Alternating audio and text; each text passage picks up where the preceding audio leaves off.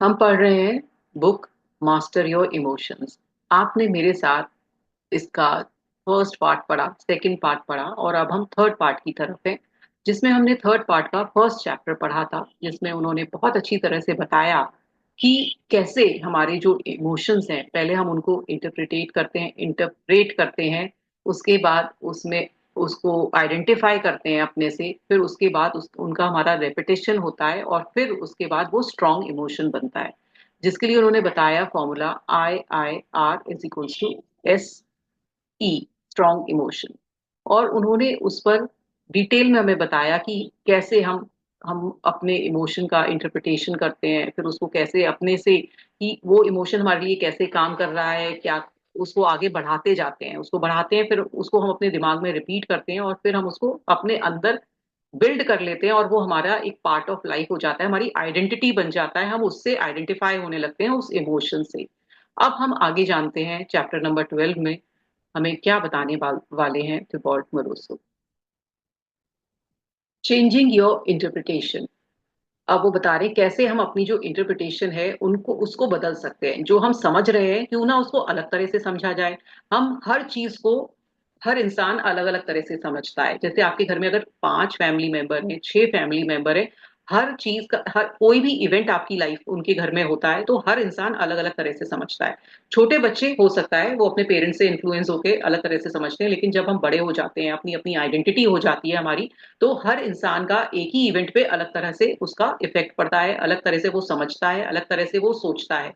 तो वही वो आगे बता रहे हैं कि the slight of a slaughterhouse may trigger a negative emotion in you, whereas it may be positive for a business owner and natural for the machine operator. It all depends on how you are conditioned. तो वो बोल रहे हैं अगर आप किसी slaughter house में जाएंगे जहां पे एनिमल्स को मारा जाता है, तो हो सकता है क्योंकि आप नहीं देख पाए जानवरों को मारते हुए, लेकिन जो जिसका वो जो स्लॉटर हाउस है उसके लिए बहुत नॉर्मल चीज है कि ठीक है, मेरे को तो इससे बिजनेस मिल रहा है। प्लस जो उसको मार रहा है, काट रहा है, उसके लिए भी बहुत ईजी चीज है कि ठीक है, ये तो मेरा काम है। जैसे जब हमें फांसी होती है तो जो जो फांसी पर चढ़ाता है जल्लाद, कहते हैं ना जल्लाद उसका नाम ही दिया गया है, तो उसके लिए तो वो नॉर्मल काम है किसी को भी मारना। लेकिन अगर हम देखें तो हमें लगेगा ये तो जल्लाद है, मतलब लोगों को रोज रोज मार रहा है, तो उसका जो नाम ही है वो ही हमारे को सुनते ही हमारे दिमाग में कोई इमोशन जाता है जो कि एक खराब सा होता है कि नहीं ये बहुत गलत काम है। तो हर इंसान का हर चीज के लिए अलग तरह का इमोशन है। In itself an event or a thought has no power to alter your emotional state. अब इसका मतलब है कि कोई भी इवेंट आपका जो इमोशनल स्टेट है उसको चेंज नहीं कर सकता। What generate emotion is the way you choose to interpret the event or thought. और क्या होता है कि हम कौन सा इमोशन चूज करते हैं जब भी हमारी लाइफ में कोई इवेंट होता है, उससे हम क्या इमोशन लाते हैं अपनी लाइफ में, वो हमारे ऊपर डिपेंड करता है, जो हम चॉइस करते हैं। इवेंट सबके लिए एक सा है।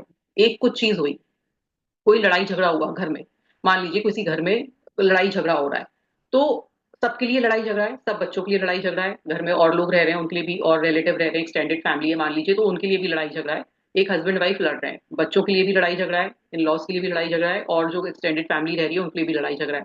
लेकिन बच्चे उसको क्योंकि उससे अफेक्ट हो रहे हैं तो वो अलग तरह से ले रहे हैं, इन लॉज अलग तरीके से ले रहे हैं, एक्सटेंडेड फैमिली अलग तरह से ले रही है। तो इवेंट तो एक ही हो रहा है, एक ही इवेंट हो रहा है, लड़ाई हो रही है, लेकिन हर इंसान का उस पर जो इफेक्ट है वो अलग तरह से हो रहा है। ऐसे ही इवेंट एक ही है। एक बॉस है, बॉस ने अपने 4 एम्प्लॉय को डांटा, उन्होंने कोई गलती की थी, कोई फाइल उन्होंने गलत मिसप्लेस कर दी, चारों ने मिलके और चारों को डांट पड़ी। लेकिन ए बहुत दुखी हुआ, बी उससे कम दुखी हुआ, सी उससे कम हुआ, डी को फर्क नहीं पड़ा। तो इवेंट एक ही हुआ, चारों को डांट पड़ी, चारों से फाइल हुई, लेकिन सबने अलग अलग तरह से उसको लिया। This is why two people can react differently to the same situation. One may see a problem and blame external circumstances, while the other will see an opportunity to be embraced. One will get stuck and other will grow. तो कितना अच्छा बोला है कि एक के लिए वही सिचुएशन खराब है, एक के लिए वही सिचुएशन बहुत अच्छी है, और एक दूसरों को ब्लेम करता रह जाएगा, एक किसी को ब्लेम नहीं करेगा, और एक के लिए वो ही सिचुएशन कोई अपॉर्चुनिटी बन जाएगी और वो आगे बढ़ जाएगा, और दूसरा इंसान वहीं रुका रह जाएगा। तो ये सब अपने ऊपर चॉइस है कि किस तरह से हम उसको इंटरप्रेट कर रहे हैं अपनी लाइफ में। The way you interpret event is closely linked to general assumption you hold about life. As such, it is essential we first delve into the underlying assumption that lead to these interpretation. तो हर की life में कुछ ऐसे उनको believe, कुछ ऐसे उनको संस्कार दिए गए हैं जिससे कि हम अज्यूम कर लेते हैं कि ये ऐसा इवेंट है तो ये वाला इमोशन जनरेट होना चाहिए, है ना। तो हमने कुछ अजम्पशन बना रखे हैं अपने प्री डिटरमाइंड, कुछ हमने अपनी लाइफ में कुछ कहते हैं ना, कुछ बिलीफ्स हैं हमारे प्री डिटरमाइंड की इस तरह से होगा तो इस तरह से होगा, इस तरह से मेरी लाइफ में कोई डांटेगा तो मैं इस तरह से दुखी हो जाता हूँ। तो ये हमारे अपने सबके प्री डिफाइंड होते हैं। तो वो क्या क्या है वो बता रहे हैं। अब देखते हैं हमारे क्या क्या हमने assumption सोच रखे हैं। To enter a given emotional state you made certain assumption regarding how things should be. These assumptions constitute your subjective reality because you are convinced they are true. You don't question them. और फिर आपने जो पहले से assume कर रखा होता है कि ऐसा इस तरह से हुआ तो इस तरह से मेरी लाइफ में हुआ तो मेरा ये इमोशन आया, तो ये मेरे पहले से ही बनाए हुए हैं और मैं इन्हीं पर कन्विंस हो जाता हूँ, इन्हीं पे ही डटा रहता हूँ। तो सब वो बता रहे हैं, एग्जाम्पल है कि प्रॉब्लम्स शुड बी अवॉइडेड। हमने अपने दिमाग में बना रखा है कि जितनी भी प्रॉब्लम्स हमारी लाइफ में आए उसको हम हटाएं, उनको उन्हें अवॉइड करना सीखें, है ना। दिस इज अ प्रॉब्लम, ये कोई चीज है, वो प्रॉब्लम है। आई शुड बी हेल्दी, मैंने बना रखा है कि मैं हमेशा हेल्दी रहना चाहिए। I live at least until I am 70, मैंने बना रखा है कि मैं 70 साल तक जीवित रहना चाहिए। मेरी शादी होनी चाहिए। कंप्लेन करना बहुत नॉर्मल है ना। कोई भी बेकार बात नहीं है कि अगर मैं पास्ट के बारे में सोचता हूँ, ये मैंने बना रखा है ना। मुझे अपने फ्यूचर के बारे में दुखी होना चाहिए, सोच सोच के मतलब एक एहसास होना चाहिए कि फ्यूचर आने वाला है तो मुझे वरी करना चाहिए। और फिर कई चीजों के लिए हमने बना रखा है कि I can't be happy unless और अनटिल, वहां पे आप अपनी कोई भी सिचुएशन लिख लीजिए। अब इनके बारे में हम डिटेल में पढ़ते हैं। प्रॉब्लम शुड बी अवॉइडेड, तो हम इससे सीधे समझ में आ रहा है कि जो भी कोई प्रॉब्लम है वो हमें नहीं आनी चाहिए। हमें हमेशा ये दिमाग में रहता है कि अगर ये प्रॉब्लम आई है तो ये नहीं होनी चाहिए। तो हम उसमें दिमाग इतना हम अपना ऑक्यूपाई कर लेते हैं, क्यों आई है, कैसे आई है, इसको नहीं आना चाहिए था, मेरी लाइफ में ही आई है, तो इतना ज्यादा हम इमोशनली उसमें इन्वॉल्व हो जाते हैं। Many people want to get rid of their problem but what if you can't and what if you don't need to. अब वो बोल रहे हैं कि प्रॉब्लम सब चाहते हैं कि हमारी लाइफ में कोई प्रॉब्लम नहीं आए और आए तो जल्दी से चली जाए। अब हो सकता है वो नहीं जा रही है और हो सकता है उसकी जरूरत ही नहीं हो जाने की। For sure some people have better problems than others but everybody has problems. अब वो कह रहे हैं कि ऐसा नहीं है कि सबकी लाइफ में प्रॉब्लम नहीं है। हो सकता है कि कुछ की लाइफ में थोड़ी सी ज्यादा प्रॉब्लम आती है, लेकिन हर की लाइफ में अपनी अपनी कुछ ना कुछ प्रॉब्लम आती है। अब वही है कि कोई कह रहा है मेरी लाइफ में प्रॉब्लम है, लेकिन वही आदमी, दूसरा आदमी, उसकी लाइफ में भी सेम प्रॉब्लम है, लेकिन वो देख ही नहीं रहा है, वो मानता ही नहीं है कि मेरी लाइफ में प्रॉब्लम है। तो यही है कि आपका नजरिए का फर्क है, आपकी सोच का फर्क है। What if the assumption that you shouldn't have any problem is wrong? What if you need to learn how to dance in the rain and make the most of your problem? अगर आपको ये बता दिया जाए कि भाई आने दो प्रॉब्लम, कोई बात नहीं है, प्रॉब्लम ही तो आई है, छोटी सी आई है, क्या बात है ना। तो आपको कभी भी बारिश के दिन, मतलब कोई खराब दिन आए हैं, बारिश के दिन आए हैं, तो आप डांस करिए उसमें, आप उसमें भी खुश रहिए कि ठीक है थोड़े दिन की आई है, यहाँ से मैं ग्रो करूंगा, ये चैलेंज आया है, मेरा ये पार्ट ऑफ लाइफ है, मैं इसको बहुत अच्छी तरह से ओवरकम करूंगा, बहुत खुश होकर ओवरकम करूंगा, निकल जाएगा।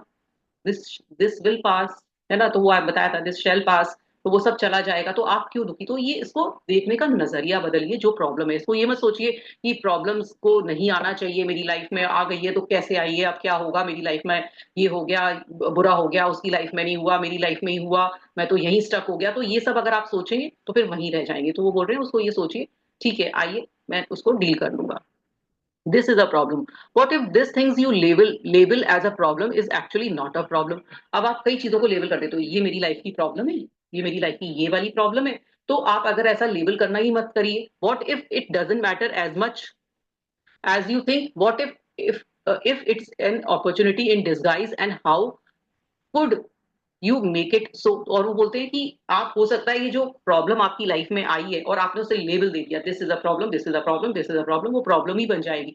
जबकि हो सकता है कि वो कोई अपॉर्चुनिटी हो जो छुपी हुई रूप में आई हो, डिस्गाइज फॉर्म में आई हो, और कुछ आपको कुछ और बताने आई हो, कुछ आपको नया चीज सिखाने आई हो। तो आप हर चीज को, जो आपकी लाइफ में छोटी छोटी प्रॉब्लम्स आती है, उसको लेबल मत करिए कि मेरे लिए प्रॉब्लम है। आई शुड बी हेल्दी, अब मेरा एक अजम्पशन है कि मैं हमेशा हेल्दी रहना चाहिए, स्वस्थ रहना चाहिए।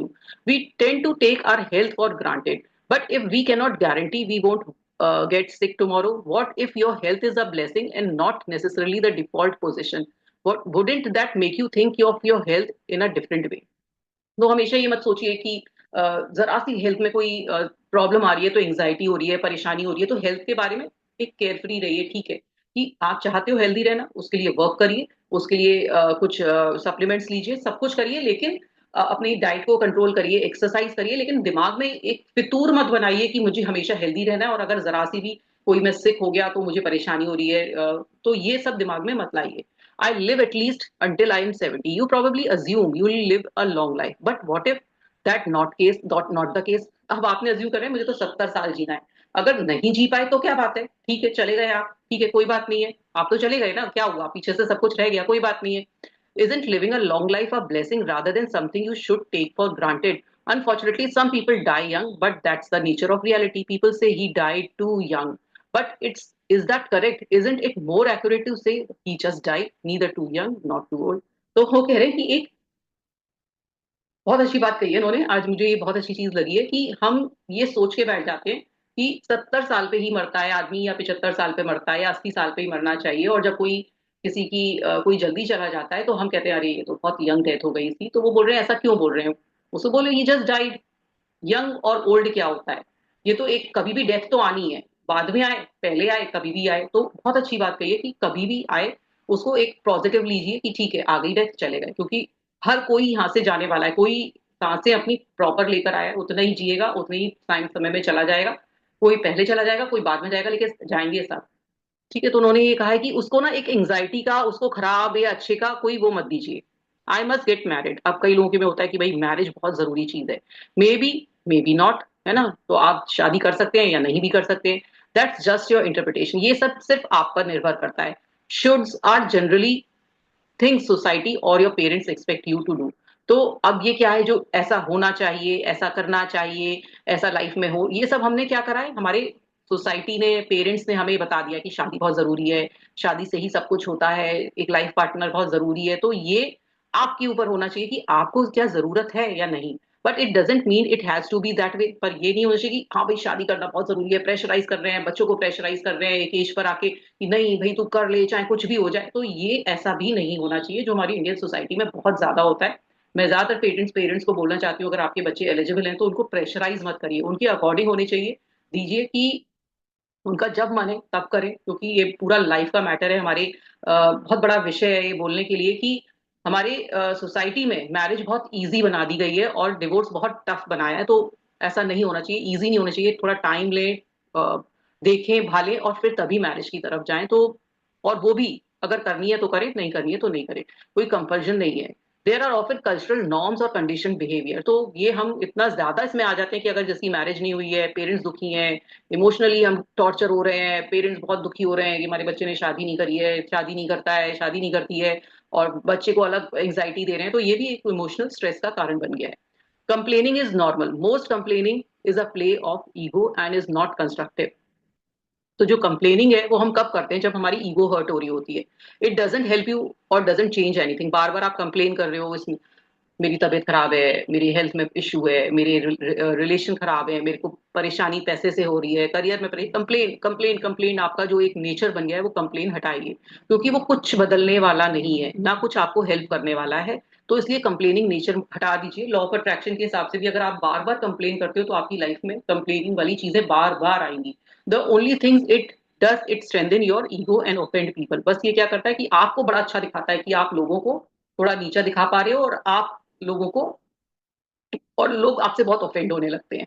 Try to spend an entire week without complaining and see what happens. तो आप एक प्रण कीजिए कि कंप्लेन वाला नेचर हटाइए और एक वीक का कहते हैं व्रत लीजिए कि आप कंप्लेन नहीं करेंगे। There is nothing wrong with dwelling on the past. अब हम ये सोचते हैं कि अगर हम पास्ट के बारे में सोच रहे हैं तो कोई खराब बात नहीं है। You probably spend too much time dwelling on the past, everybody does. तो हम लोग क्या करते हैं अपने पास्ट में बहुत जाते हैं, तो ऐसा नहीं है कि आप ही जा रहे हैं, मोस्टली लोग ऐसा पास्ट में जाते हैं। But do you realise the past exist only in your mind. पर आपको कभी पता है कि पास्ट सिर्फ हमारे माइंड में है, वो कहीं नहीं है, वो सिर्फ कहीं नहीं है, वो सिर्फ मेमोरी है। वो जा चुका है, उसका कोई कहते हैं ना अस्तित्व ही नहीं है। अस्तित्व तो आपका प्रेजेंट का है, तो प्रेजेंट में रहिए। And do you realise you can't change it no matter what you do. और आपका पास्ट जैसा भी रहा हो, अच्छा बुरा, जो जैसा भी था वो अब है ही नहीं, वो खत्म हो चुका है। बस आप उसमें बार बार पहुंच जाते हैं, ले देकर वहीं पहुंच जाते हैं। Learning from your past is useful, dwelling in it is it. तो वो कहते हैं कि आप अपने पास्ट से क्या शिक्षा ले रहे हो वो बहुत जरूरी है, लेकिन उसमें उसी में अटके हुए हो वो गलत है। I need to worry about the future. अब मुझे बहुत हमने ये सही सीखा हुआ है कि हमें फ्यूचर के बारे में वरी करना चाहिए, परेशान रहना चाहिए, सोचना चाहिए। Worrying about the future is unavoidable to a certain extent but it doesn't help. अब वो बोल रहे हैं कि वरी करना एक एक्सटेंट तक ठीक है, लेकिन हमेशा ही मेरा फ्यूचर में क्या होगा, मेरे बिजनेस का क्या होगा, मेरे बच्चों का क्या होगा, मेरे करियर का क्या होगा। कई लोग मैंने देखा इतनी एंग्जाइटी में रहते हैं फ्यूचर को लेकर कि अपना प्रेजेंट भी नहीं एंजॉय कर पा रहे हैं, बस फ्यूचर की सोच में। Instead you should be the best you can in the present to avoid future problem. तो आप प्रेजेंट में अच्छा रहिए जिससे कि फ्यूचर की प्रॉब्लम्स आए ही नहीं। ठीक है, तो बहुत ही अच्छी बात कह रहे हैं ये सारे जो उन्होंने पॉइंट्स कहे हैं। मैं चाहती हूँ कि आप लोग एक बार दोबारा इसको रीड करें जिससे कि आपके माइंड में ये फिट हो जाए कि ये सब चीजें हमें नहीं करनी है। I can't be happy unless, है ना, और अपना आंसर करिए। आई कांट बी हैप्पी, मुझे कार नहीं मिली तब तक मैं हैप्पी नहीं हो सकता हूँ। मुझे जॉब नहीं मिली मैं तब तक हैप्पी नहीं हो सकता हूँ। मेरा बिजनेस अच्छा नहीं होगा तब तक हैप्पी नहीं हो सकता हूँ। मैं कहीं घूमने नहीं जाऊं तब तक हैप्पी नहीं हो सकता हूँ। मेरे पास ये रिश्ता नहीं हो तब तक मैं हैप्पी नहीं हो सकता हूँ। मतलब कितनी सारी चीजें हम लगाते हैं कि ठीक है मैं तब हैप्पी होऊंगा ना, तब मैं ये काम करूंगा, मैं जब खुश होऊंगा ना मैं तब वो काम करूंगा, ये भी हम लगा लेते हैं। मतलब कितना ज्यादा हम अज्यूम करते जाते हैं कि ऐसा होगा तब तब मैं खुश होऊंगा, तब मैं खुश होऊंगा। You don't need to have the perfect life to be happy. तो आपको बहुत ज्यादा परफेक्ट लाइफ नहीं चाहिए खुश होने के लिए। Happiness is a choice you need to make every day. Underline कर लीजिए, happiness is the choice you need to make every day. रोज आपको हैप्पीनेस चुननी है, रोज आपको खुशी चुननी है, ये आपकी चॉइस है। आप दुखी भी हो, स्टेट कंप्लीटली चेंज करिए, 1 घंटा भले ही दुखी रह लीजिए, फिर आइए हैप्पीनेस स्टेट में।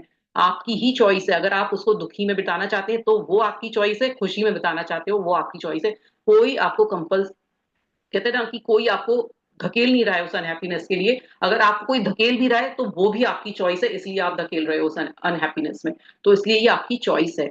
You must practise it since as we have seen before external factor won't significantly affect your happiness. तो हमने पहले भी देखा कि जो बाहरी फैक्टर्स हैं वो हमारी हैप्पीनेस को कहीं से चेंज नहीं करते। हमारा जो इंटरनल, जो हमारी 40% जो प्रॉब्लम्स है वो सब सिर्फ हमारी इंटरनली बनाई हुई है। एक्सटर्नल तो सिर्फ 10% प्ले कर रहा है। There are just some example of assumption you may hold. My intention here is to show you that your interpretations and the emotion generated from them and largely are the result of assumption you hold about the world. Thus, to experience more positive emotion, it is important for you to spend time revising your assumptions. इन्होंने भी same बात कर दी कि आप बार बार ये assumption जो हमने बनाए हैं उनको रिवाइज करिए कि ये सिर्फ हमारे बनाए हुए हैं।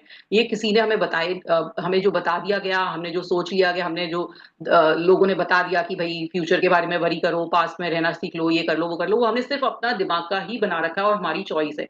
तो अगर आपको खुश रहना है तो इन अजम्पशंस को बार बार पढ़ें और अपने अंदर से जो इंटरप्रिटेशन है उसको सही करें कि ये चीजें हम सिर्फ अपने, कहते हैं ना, अपनी खुशी के लिए हमें जो भी करना है ना, बस सिर्फ खुशी के लिए जो भी चीज अच्छी लग रही है उसे इंटरप्रिटेट करें अपनी लाइफ में, बाकी छोड़ दें। Analyzing your interpretation. As we already seen, you interpret events based on your assumption. तो हमारे जो assumption पहले से बने हुए हैं उन्हीं से ही हम अपनी जो चीजें हैं एनालाइज करते हैं। Now below are some question to help you understand what I mean by interpretation. और वो कह रहे हैं कि मैं कुछ क्वेश्चन पूछता हूँ जिसकी जो हम अपनी लाइफ में इंटरप्रेट करते हैं। Do you think everything happens for a reason and embrace it? क्या आप सोचते हो कि जो भी चीज होती है वो कोई रीजन से होती है और आप उसको समझते हो? Do you play victim? क्या आप विक्टिम की तरह से एक्ट करते हो? Do you believe temporary setbacks are just milestone that will lead you to succeed? क्या आप ऐसे, अब उन्होंने उसी का पॉजिटिव बताया उसी का नेगेटिव बताया है। जैसे पहले उन्होंने बताया डू यू थिंक एवरीथिंग, मतलब कि आप सोचते हो कि सब चीज एक रीजन की वजह से होती है, या आप सोचते हो कि मुझे अपने को विक्टिम नहीं मानते रहते हो? Do you believe temporary setbacks are just milestone? कि कोई भी आपको जो बीच में सेटबैक्स मिलते हैं छोटे छोटे, वो क्या एक माइलस्टोन है, कहते हैं ना एक माइलस्टोन है जो जिसको कूद कर आपको आगे बढ़ना है, जिससे कि आपको आगे सक्सेस मिलेगी। या आप ये सोचते हो कि ये डू यू गिव, या फिर आप जो छोटी प्रॉब्लम्स आती हैं उनको सोचकर मेजर प्रॉब्लम सोच के बैठ जाते हो? Do you try to change things that can not be change? और क्या आप ट्राई करते हो कि जो चीज बदल नहीं सकती उसे बदलने के लिए, या आप उनको एक्सेप्ट कर लेते हो जैसा है वो? Do you believe you are here for a reason? क्या आप बिलीव करते हो कि आप इस जो दुनिया में आए हो किसी कारण से आए हो? या do you wander through life without any clear purpose? या आप बस चले जा रहे हो अपनी लाइफ में, आपको पता ही नहीं है मेरा पर्पस क्या है, बस चल रहे हो, ठीक है?